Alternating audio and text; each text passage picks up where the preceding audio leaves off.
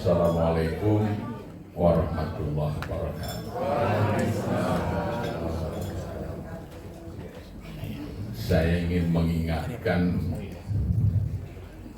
apa yang diingatkan Bung Karno pada generasi muda Indonesia tahun 63. Waktu itu Bung Karno baru pulang dari Meksiko. Dia membuat akronim Jali Merah. Jali Merah, jangan sekali-kali melupakan sejarah. Yang kemudian diplesetkan oleh Mr. Ali Sastramidjoyo yang ketua PNI karena seragamnya merah menjadi jas merah, dan jas merah ini lebih populer dari Jali Merah. Waktu itu Soekarno mengutip prasasti di Museum Meksiko, Historia Vitae Magistra, sejarah adalah guru bagi kehidupan. Jadi kalau kita melihat perjalanan negara kita, sepertinya kita berjalan di tempat. Jadi menyimak pidato-pidato Prabowo, saya ingat sedang berada di tahun 63, 64.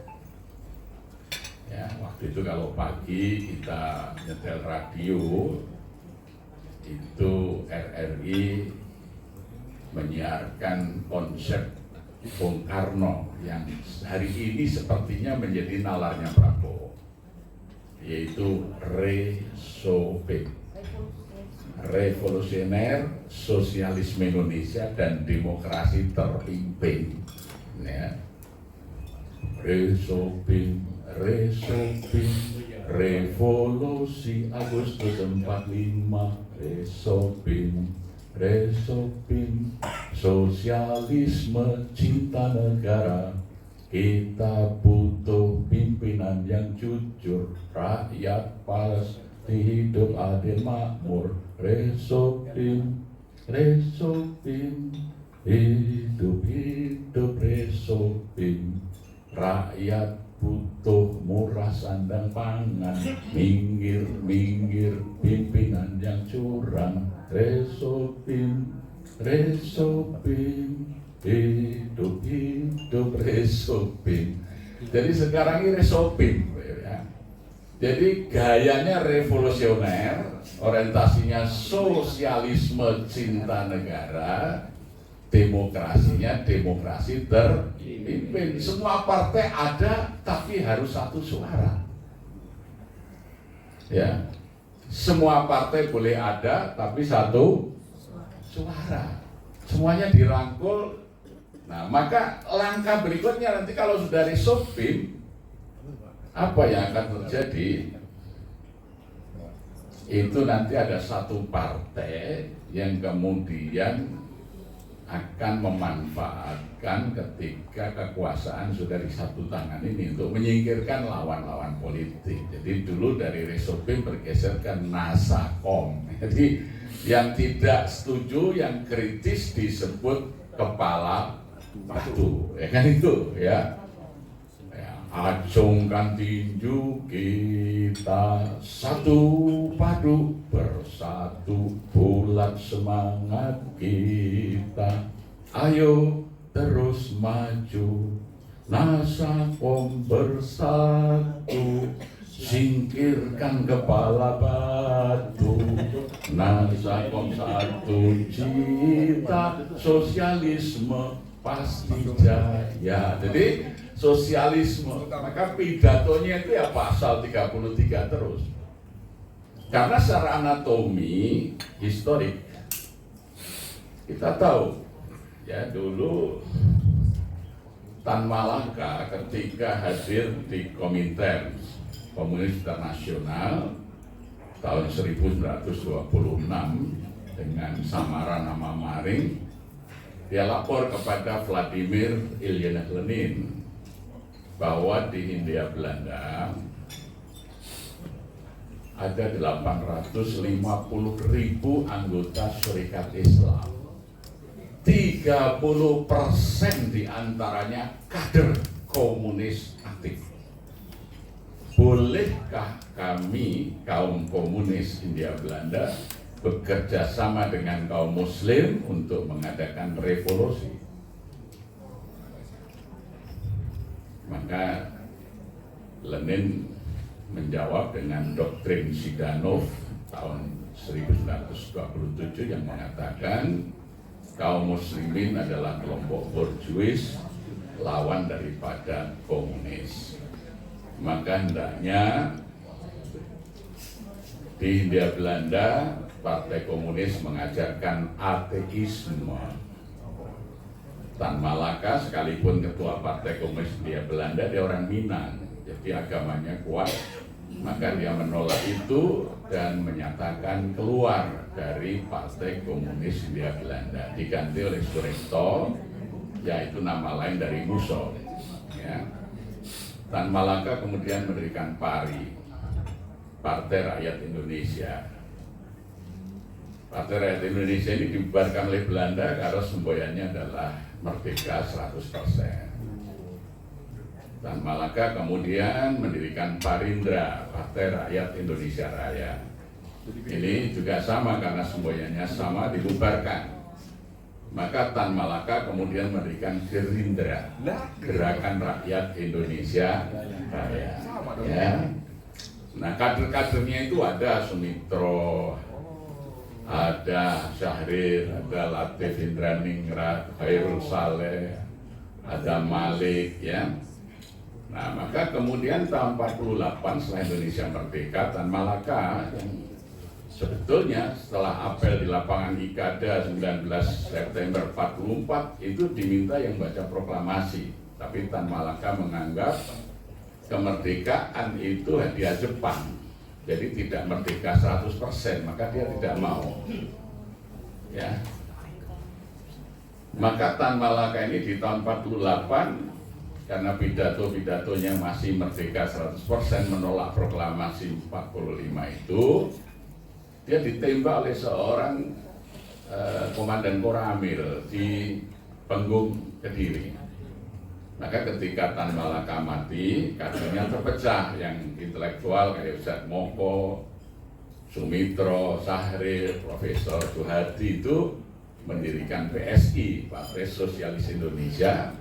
Latif Indraningrat, ada Malik mendirikan Murba, Musyawarah Rakyat banyak. Maka ketika Prabowo ingin mendirikan partai, ya kembali ke sejarahnya ke Gerindra. Jadi secara ideologi adalah Marxis, gitu ya. Nah, maka ya pasal dan pidatonya selalu sosialisme Indonesia. Nah, nanti sosialisme itu dagangan yang sangat laku di masyarakat miskin, ya itu, dan populer tadi, maka resoping, ya.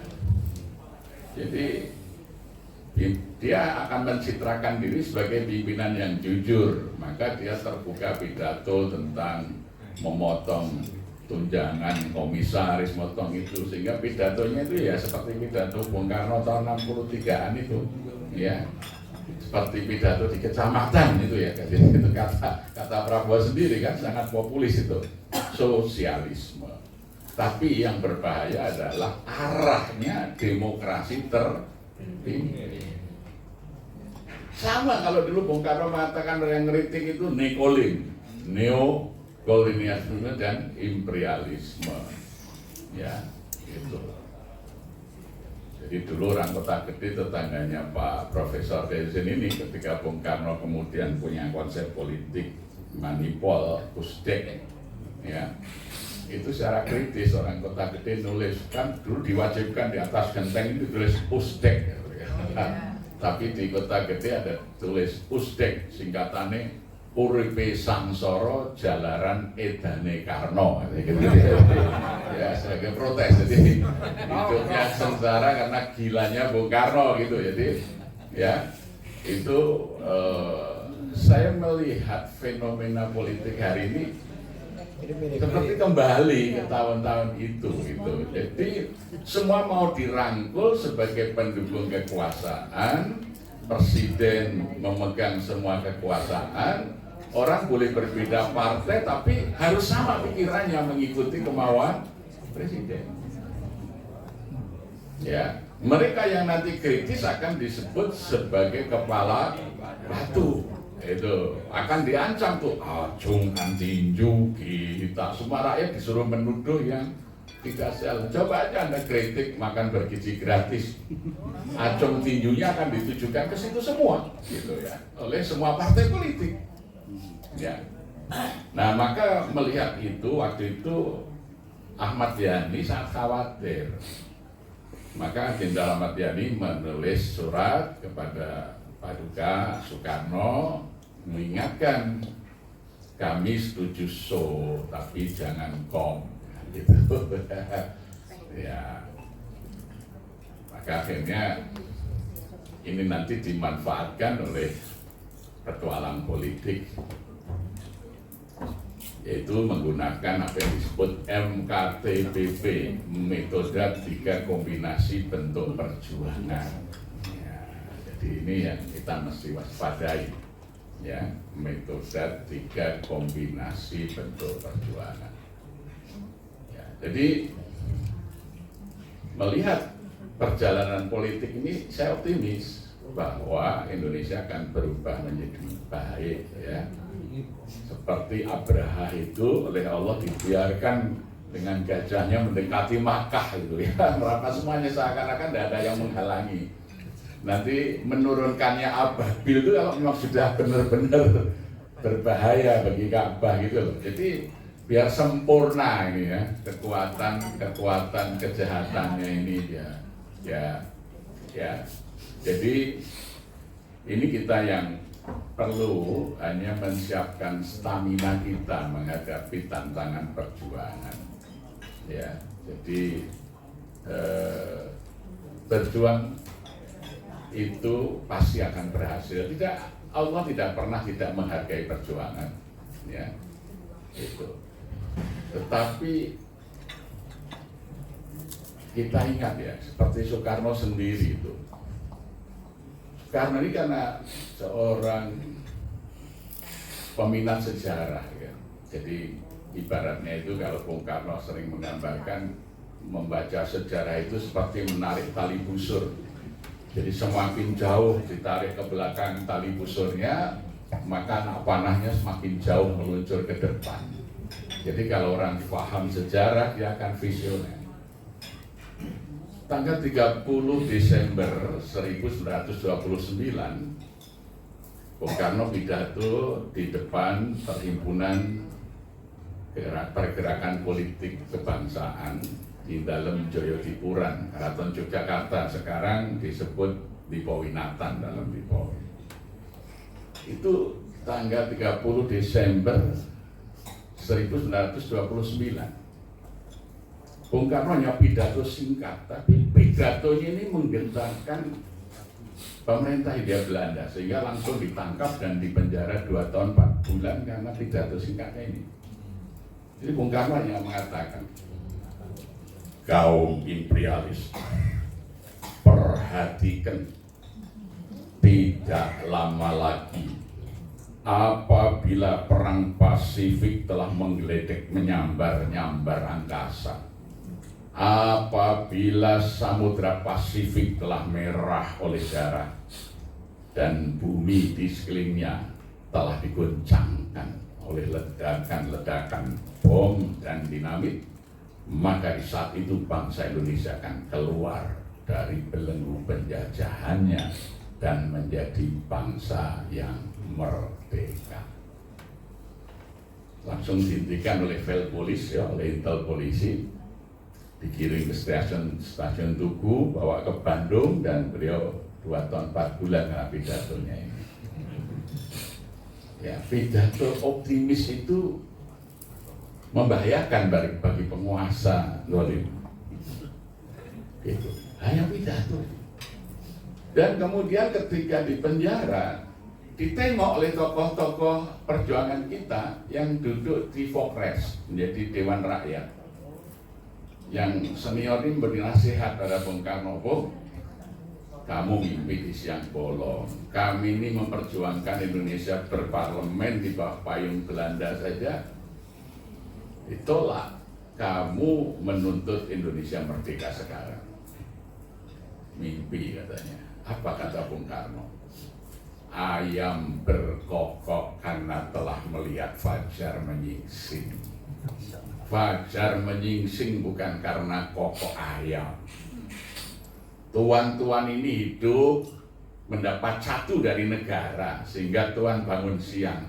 Saya ini barat ayam kampung harus cari makan sendiri. Maka aku telah melihat fajar kemerdekaan itu menyingsing di ufuk timur. Maka aku berkokok Indonesia merdeka sekarang. Ya, maka Bung Karno diberi gelar putra sang fajar, kan gitu ya. Jadi, dan itulah yang kemudian di tahun 45 terbukti apa yang digambarkan ini.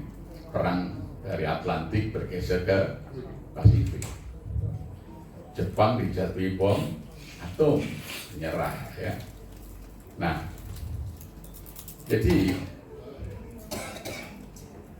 kalimat-kalimat tentang keberhasilan perjuangan itu menjadi vitamin bagi para pejuang di tengah sesak nafasnya menghadapi beratnya perjuangan ini. Demikian juga ketika di masa mau jatuhnya Bung Karno, Ilyas Lebe itu pembantunya Daud Bereh lapor pada Daud Bereh, Abu, ini sepertinya Soeharto sudah mau jatuhkan Bung Karno. Daud Bereh mengatakan, tidak mungkin. Soeharto itu kalau ketemu Soekarno senyum-senyum, masih cium tangan. Ilyas Lebe bilang, Abu ini orang Aceh, kalau mau bunuh orang marah-marah dulu. Soeharto itu orang Jawa, biasa membunuh sambil tersenyum. Dan ternyata betul itu ya peristiwanya. Ketika NATO, Nasution, Soeharto bersatu, Bung Karno bisa dijatuhkan. Ya, maka biografinya Pak Harto disebut The Smiling Jenderal, jenderal yang selalu tersenyum. Gitu. Jadi membunuh pun sambil tersenyum. Gitu ya. Jadi jangan dikira baik-baik saja, yang senyum-senyum di sekelilingnya itu juga sudah membawa peso gitu. Ya, jadi optimisme selagi kita masih berada di dalam garis keyakinan kita.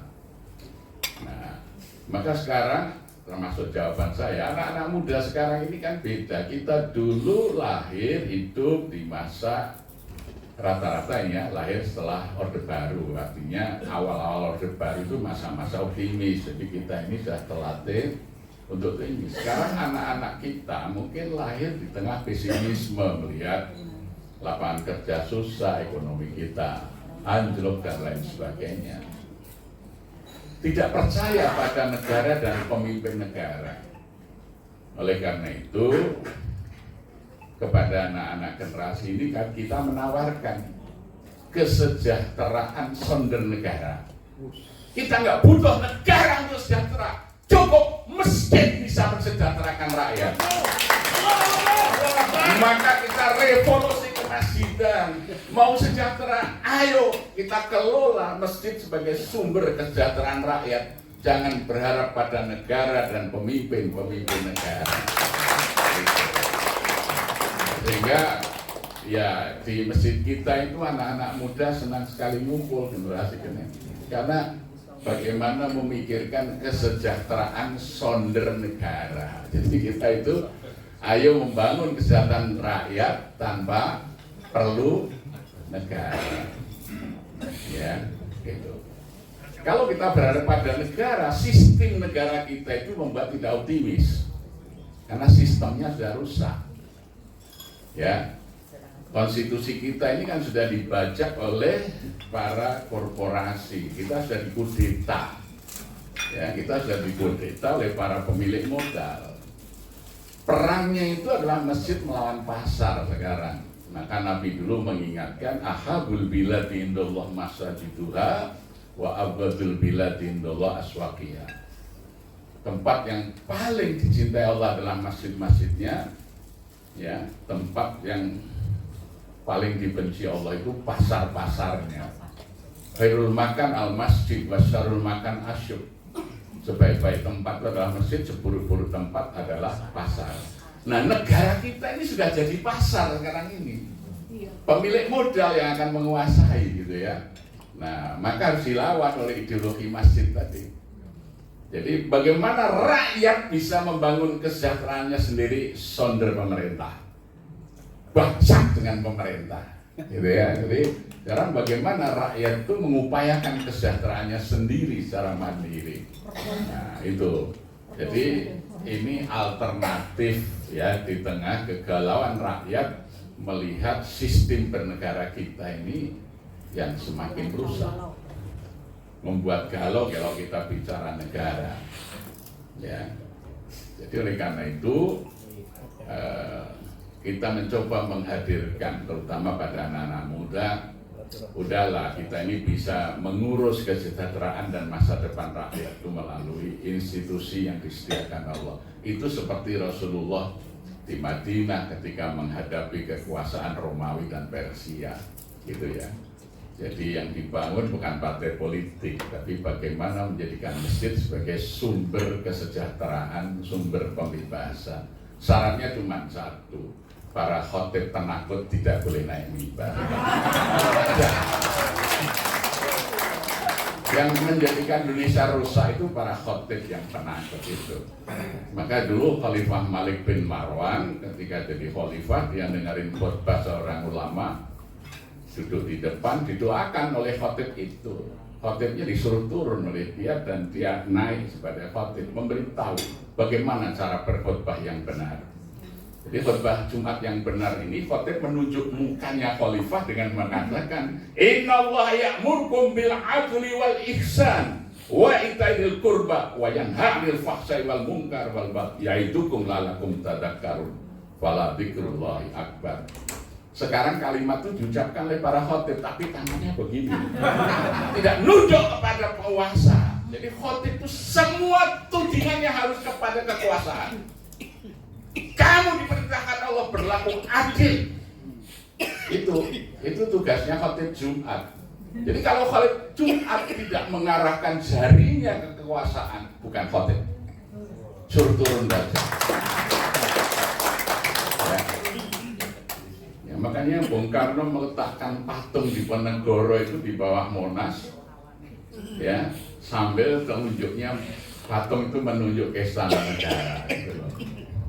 Ya, ini lihat ini, kami yang berjuang, para ulama ini untuk kemerdekaan, kami yang duduk di istana negara ini, jangan memble kira-kira gitu. Ya, jadi itu insya Allah kebersamaan di masjid oleh para ustadz, anak-anak muda ini membersama itu mereka akan bahagia sehingga ya selalu ramai. Maka kemudian kaderisasi kita harus struktural dan sistemik. Jadi kalau di Jogokarian ini di dalam pengurus kepengurusan masjid ada organisasi intranya. Yang paling junior namanya Hamas, Himpunan Anak-anak Masjid. Itu anak-anak prasekolah sampai SD kelas 6. Kemudian kalau sudah SMP itu masuk di remaja masjid. Nanti kalau sudah kuliah dia di Kurma, keluarga alumni remaja masjid gitu ya. Yang perempuan tergabung di Umida, Umi Muda. Jadi setiap jenjang umur itu ada komunitasnya, ada programnya, ada gerakannya, ya. Gitu. Jadi kalau kami tadi sementara ini bagaimana membangun optimisme generasi Z tadi bahwa kita bisa menciptakan masa depan yang baik, sonder pemerintah, sonder negara, gitu. Terima kasih. Ya, dan kejahatannya ini ya. Jadi ini kita yang perlu hanya menyiapkan stamina kita menghadapi tantangan perjuangan. Ya, jadi berjuang itu pasti akan berhasil. Allah tidak pernah tidak menghargai perjuangan, ya, itu. Tetapi kita ingat ya, seperti Soekarno sendiri itu. Soekarno ini karena seorang peminat sejarah, ya. Jadi ibaratnya itu kalau Bung Karno sering menggambarkan membaca sejarah itu seperti menarik tali busur. Jadi semakin jauh ditarik ke belakang tali busurnya, maka anak panahnya semakin jauh meluncur ke depan. Jadi kalau orang paham sejarah, dia akan visioner. Tanggal 30 Desember 1929, Bung Karno pidato di depan Perhimpunan Pergerakan Politik Kebangsaan di dalam Joyodipuran, Keraton Yogyakarta, sekarang disebut Dipowinatan dalam Dipowi. Itu tanggal 30 Desember 1929. Bung Karno hanya pidato singkat, tapi pidatonya ini menggentarkan pemerintah Hindia Belanda, sehingga langsung ditangkap dan dipenjara 2 tahun 4 bulan karena pidato singkatnya ini. Jadi Bung Karno hanya mengatakan, kaum imperialis, perhatikan, tidak lama lagi apabila perang Pasifik telah menggeletek menyambar-nyambar angkasa, apabila Samudra Pasifik telah merah oleh darah dan bumi di sekelilingnya telah digoncangkan oleh ledakan-ledakan bom dan dinamit, maka di saat itu bangsa Indonesia akan keluar dari belenggu penjajahannya dan menjadi bangsa yang merdeka. Langsung dihentikan oleh Velpolis, ya, oleh intel polisi, dikirim ke stasiun Tugu, bawa ke Bandung, dan beliau 2 tahun 4 bulan karena pidatonya ini. Ya, pidato optimis itu membahayakan bagi penguasa zalim. Itu hanya pidato. Dan kemudian ketika di penjara, ditengok oleh tokoh-tokoh perjuangan kita yang duduk di Vokres, menjadi Dewan Rakyat. Yang senior ini beri nasihat pada Bung Karno, Bung, kamu mimpi di siang bolong. Kami ini memperjuangkan Indonesia berparlemen di bawah payung Belanda saja ditolak. Kamu menuntut Indonesia merdeka sekarang. Mimpi katanya. Apa kata Bung Karno? Ayam berkokok karena telah melihat fajar menyingsing. Fajar menyingsing bukan karena kokok ayam. Tuan-tuan ini hidup mendapat satu dari negara, sehingga Tuan bangun siang. Saya ini barat ayam kampung harus cari makan sendiri, maka aku telah melihat fajar kemerdekaan itu menyingsing di ufuk timur, maka aku berkokok Indonesia merdeka sekarang. Ya, ya. Maka Bung Karno diberi gelar putra sang fajar, kan gitu ya. Jadi, dan itulah yang kemudian di tahun 45 terbukti apa yang digambarkan ini. Perang dari Atlantik bergeser ke Pasifik. Jepang dijatuhi bom atom, menyerah, ya. Nah, jadi kalimat-kalimat tentang keberhasilan perjuangan itu menjadi vitamin bagi para pejuang di tengah sesak nafasnya menghadapi beratnya perjuangan ini. Demikian juga ketika di masa mau jatuhnya Bung Karno, Ilyas Lebe, itu pembantunya Daud Bereh, lapor pada Daud Bereh, Abu, ini sepertinya Soeharto sudah mau jatuhkan Bung Karno. Daud Bereh mengatakan, tidak mungkin. Soeharto itu kalau ketemu Soekarno senyum-senyum, masih cium tangan. Ilyas Lebe bilang, Abu ini orang Aceh, kalau mau bunuh orang marah-marah dulu. Soeharto itu orang Jawa, biasa membunuh sambil tersenyum. Dan ternyata betul itu ya peristiwanya ketika NATO, Nasution Soeharto bersatu, Bung Karno bisa dijatuhkan, ya maka biografinya Pak Harto disebut The Smiling Jenderal, jenderal yang selalu tersenyum. Gitu. Jadi membunuh pun sambil tersenyum. Gitu ya. Jadi jangan dikira baik-baik saja, yang senyum-senyum sekelilingnya itu juga sudah membawa peso gitu. Ya, jadi optimisme selagi kita masih berada di dalam garis keyakinan kita. Nah, maka sekarang termasuk jawaban saya, anak-anak muda sekarang ini kan beda. Kita dulu lahir hidup di masa rata-rata ya lahir setelah Orde Baru, artinya awal-awal Orde Baru itu masa-masa optimis. Jadi kita ini sudah terlatih untuk ini. Sekarang anak-anak kita mungkin lahir di tengah pesimisme, melihat lapangan kerja susah, ekonomi kita anjlok dan lain sebagainya. Tidak percaya pada negara dan pemimpin negara. Oleh karena itu, kepada anak-anak generasi ini kan kita menawarkan kesejahteraan sonder negara. Kita nggak butuh negara untuk sejahtera, cukup masjid bisa mensejahterakan rakyat.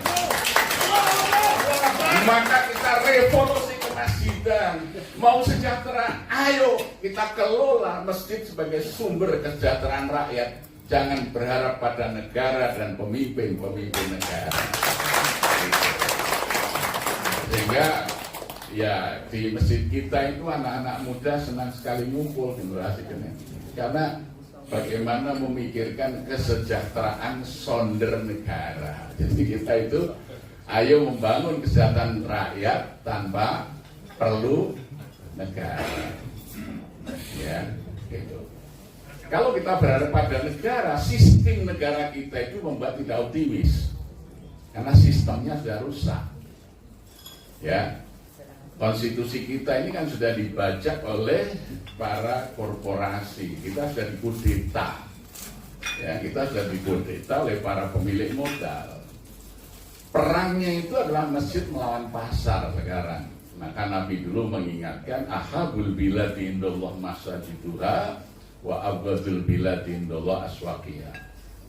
Tempat yang paling dicintai Allah adalah masjid-masjidnya. Ya, tempat yang paling dibenci Allah itu pasar-pasarnya. Khairul makan al-masjid wa syarrul makan asyuk. Sebaik-baik tempat adalah masjid, seburuk-buruk tempat adalah pasar. Nah, negara kita ini sudah jadi pasar sekarang ini. Pemilik modal yang akan menguasai gitu ya. Nah, maka harus dilawan oleh ideologi masjid tadi. Jadi bagaimana rakyat bisa membangun kesejahteraannya sendiri sonder pemerintah, bangsa dengan pemerintah, gitu ya. Jadi sekarang bagaimana rakyat itu mengupayakan kesejahteraannya sendiri secara mandiri. Nah itu, jadi ini alternatif ya di tengah kegalauan rakyat melihat sistem bernegara kita ini yang semakin rusak. Membuat galau kalau kita bicara negara, ya. Jadi oleh karena itu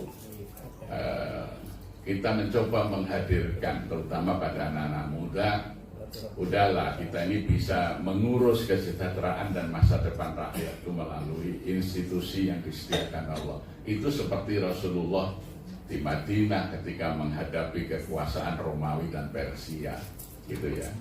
Jadi yang dibangun bukan partai politik, tapi bagaimana menjadikan masjid sebagai sumber kesejahteraan, sumber pembebasan. Syaratnya cuma satu, para khotib penakut tidak boleh naik mimbar. Yang menjadikan Indonesia rusak itu para khotib yang penakut itu.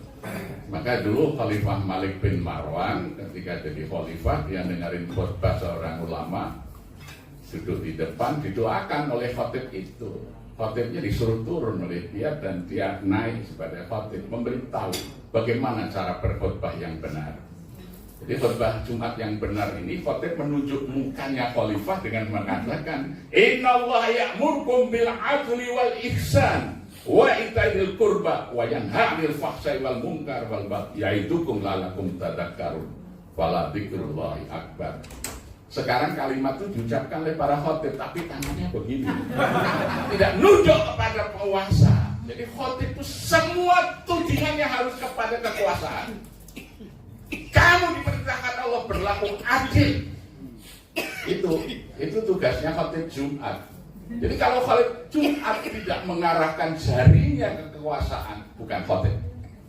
Suruh turun saja. Ya, makanya Bung Karno meletakkan patung di Ponegoro itu di bawah Monas, ya, sambil telunjuknya patung itu menunjuk ke istana negara. Gitu loh. Ya. Ini, lihat ini, kami yang berjuang, para ulama ini untuk kemerdekaan, kamu yang duduk di istana negara ini, jangan memble, kira-kira begitu. Ya. Jadi, itu insya Allah kebersamaan di masjid oleh para ustadz, anak-anak muda ini membersama itu, mereka akan bahagia, sehingga ya selalu ramai. Maka kemudian kaderisasi kita harus struktural dan sistemik. Jadi kalau di Jogokarian ini dalam pengurus kepengurusan masjid ada organisasi intranya. Yang paling junior namanya Hamas, Himpunan Anak-anak Masjid. Itu anak-anak prasekolah sampai SD kelas 6. Kemudian kalau sudah SMP itu masuk di remaja masjid. Nanti kalau sudah kuliah dia di Kurma, keluarga alumni remaja masjid gitu ya. Yang perempuan tergabung di Umida, Umi Muda. Jadi setiap jenjang umur itu ada komunitasnya, ada programnya, ada gerakannya, ya. Gitu. Jadi kalau kami dari sementara ini bagaimana membangun optimisme generasi Z tadi bahwa kita bisa menciptakan masa depan yang baik, sonder pemerintah, sonder negara. Gitu. Terima kasih. Ya, sekarang